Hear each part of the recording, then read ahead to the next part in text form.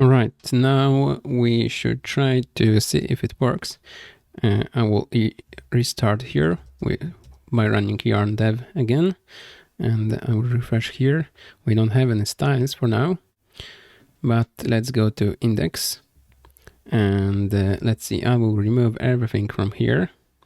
We'll just leave an empty return, and I will just do div with some class name like background red 500, and let's put test here, and it looks like it works. So we don't need this enter thing for fonts, so let's just remove everything from here, and we just have an home function, and that's it. So now the main thing that we need for our e-commerce admin panel is so we can be able to log in. So let's start by creating a login page. Right, so I will maybe put a div with a class name to make it dark background. So let's do maybe background blue, and let's do maybe 900, and let's make it width of screen, same with height. Yeah, and now on the middle I want to have a button login with Google, something like this. So I'll create a button that will say login with Google, something like this. And now I need some class names on this as well. So let's make it white. So let's do background white. Let's add some padding of 2. Yeah, and now I want it to be centered. So let's add here flex, and let's put this button in a separate div here. And now let's put also items center. Yeah, and now for this div, let's add class names to make it text center and width of full. Yeah, so now our button is on the middle. Maybe we can add some rounded corners, rounded medium. Yeah, so it will look better. Maybe even we can change it to large. And let's add the bigger padding on the sides of 4. Yeah, I think that's much better. I will make this a little bigger here in my browser. I will zoom in so you guys can see it better. Right, so we have login with Google, and this doesn't do anything if I'm clicking on it, because now we need to be able to add some kind of authentication. And I think the easiest way would be to use next auth for this. So I will open next auth, and let's see. It's super easy. We just need to add those 3 files or those 3 code snippets. So let's start with this one on the left side. Inside pages API auth, we need to put this file. So let's go to our pages API, and here we need to create the directory auth, and inside auth we need to create a directory called square brackets ... next auth and .js here on the end. And this is because those parentheses are for, so all requests that go to auth will go to this specific file. Right, so now we can copy this, but before we paste anything, I will add this library here. So let's do yarn add next auth. Yeah, and we will probably have all those providers. So that's it. Let's just paste this here. I will hide my terminal and sidebar, and we have a lot of providers here, and I will just leave one provider, Google provider, so I can remove Apple and Facebook. So let's just leave it, remove this, and email provider. Yeah, and we need 2 things for our Google provider, Google ID and Google secret. So it should be inside the env file. So first let's create an env file inside our e-commerce admin. Let's do a new file, and let's do .env. Right, and here we need Google ID and Google Google secret. Yeah, and I think that's it. Let's see. Yeah, Google ID and Google secret. Right, and to get those, we need to go to our Google Search Console. I think it's this one, Google Cloud Console, and we will create a new project here. I'm already logged in. You may need to log in here. Right, I'll click New Project, and let's call our project Next e-commerce, like this. Let's create it. Now it's created. I will select this project. All right, and let's see here inside our navigation we have API and services. Let's see what's inside. Here we need to go to credentials, and first we need to configure this consent screen. So let's do this, and we can here only select external. So let's do this, create app name. Let's just do Next e-commerce. Support email, I will just pick my email, and let's see, do we need something else here? Yeah, one time more my email address, and let's click save and continue.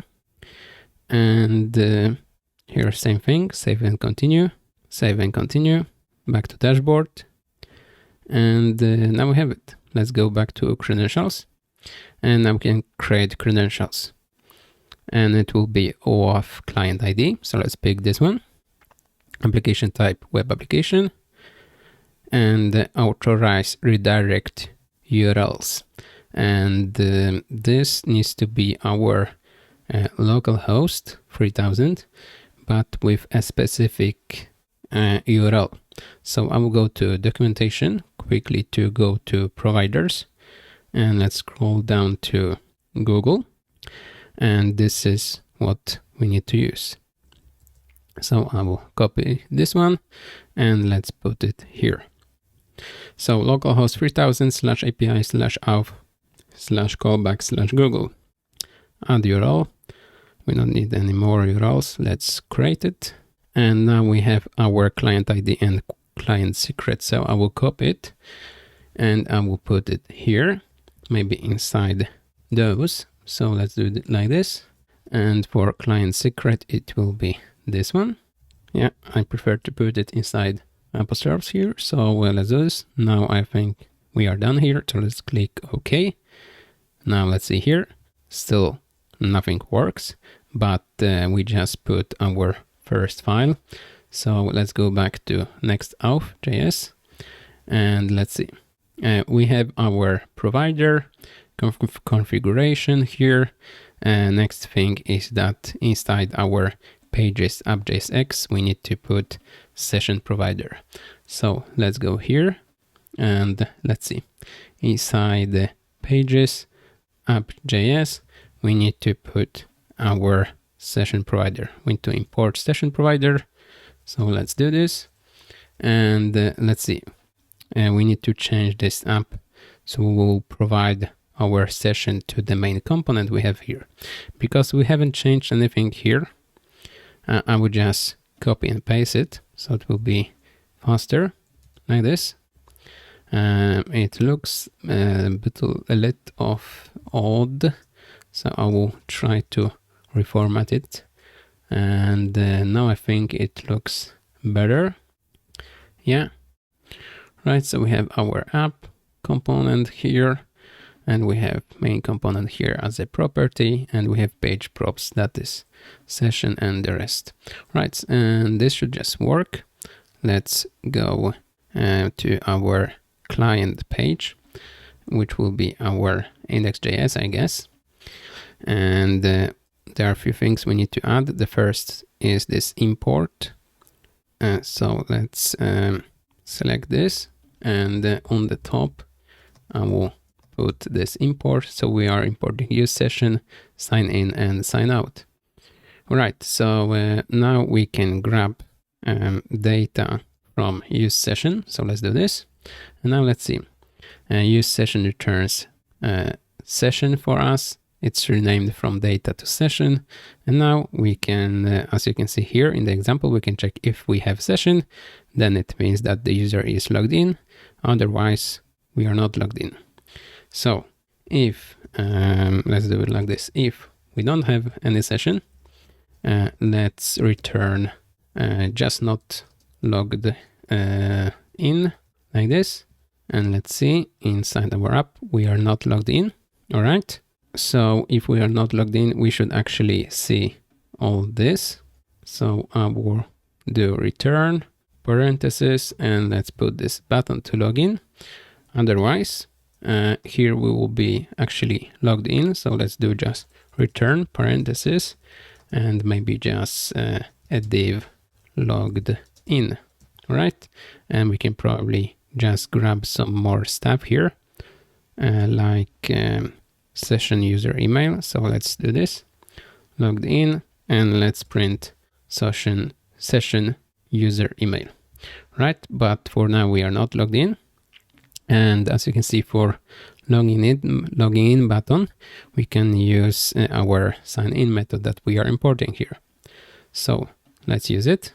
I will put here on click, and here I will put arrow function, and let's put here sign in like this. And now let's see if this worked. I will refresh login. Yes, it works, but the problem is it's redirecting us to a specific next auth page, and I don't want to have it. I want to have it on my button here. So to fix it, you just need to add a provider ID here as a param, and for Google it's just Google.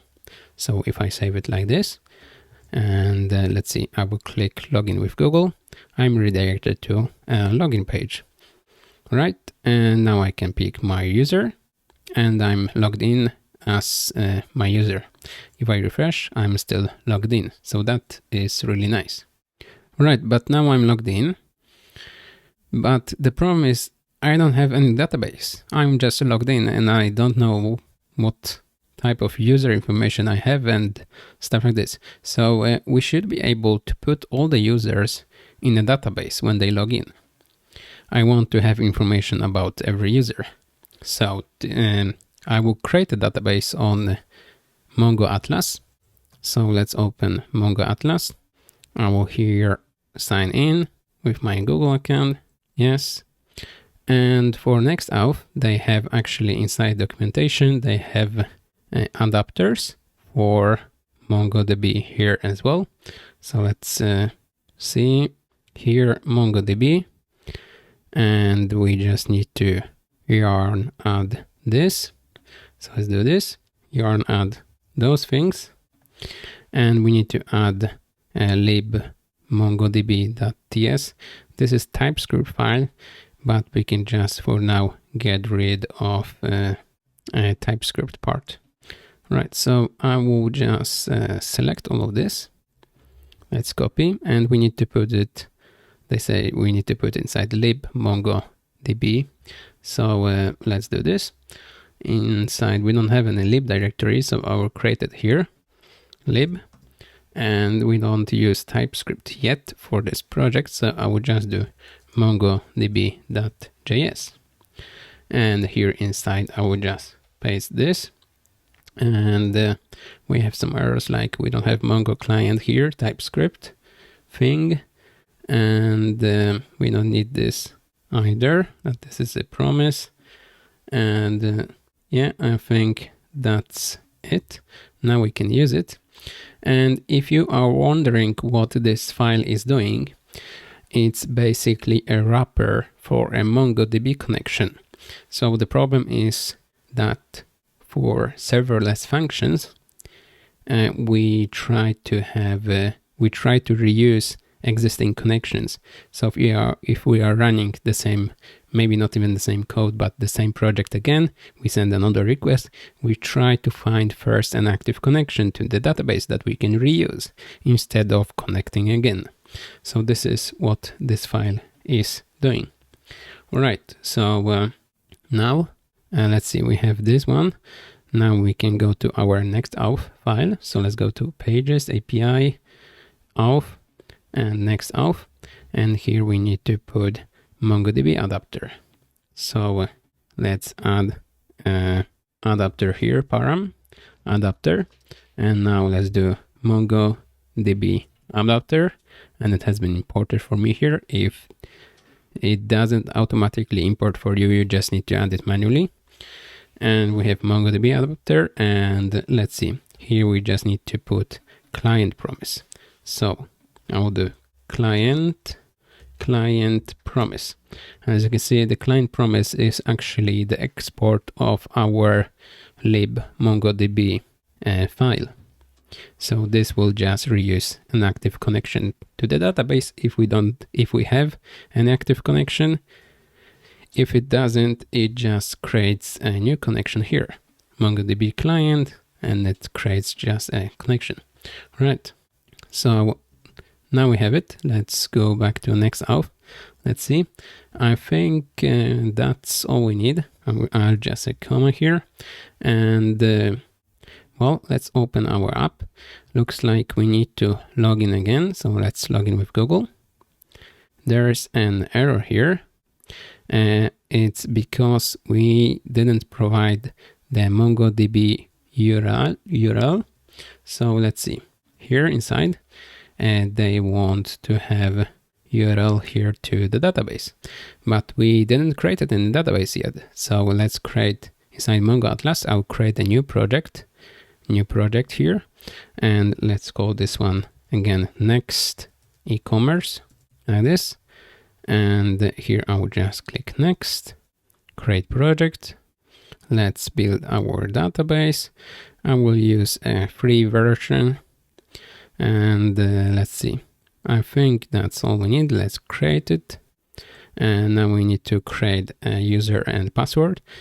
My user will be e-commerce, and the password will be, I will do for now e-commerce 123, and I will change it later so you guys cannot reuse it. Let's create user. And now we need to add IPs that will be able to access the database. For just local development, it's the only IP you need is your local IP. So I'll put my local IP. If you put the application to production and you publish this application, you need to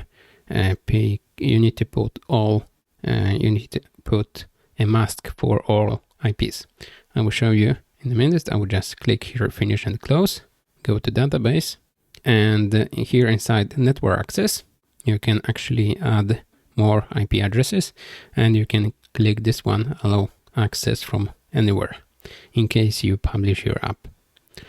Right, now it's creating my database here, but I can put my MongoDB URL. So I will go to my .env file, and let's add a new row, MongoDB URL, apostrophes here, and now I need to wait for this database to be created. All right, so now our database is created. I will click connect here, connect your application, and here we get our URL here for our Mongo database connection. So I will just paste it here. I just need to replace password with my password, e-commerce 123. I will change it later. And now let's see, we have an error. Let's see why. I will open terminal here. I will just restart our app. So let's do yarn dev again. And let's go to localhost 3000.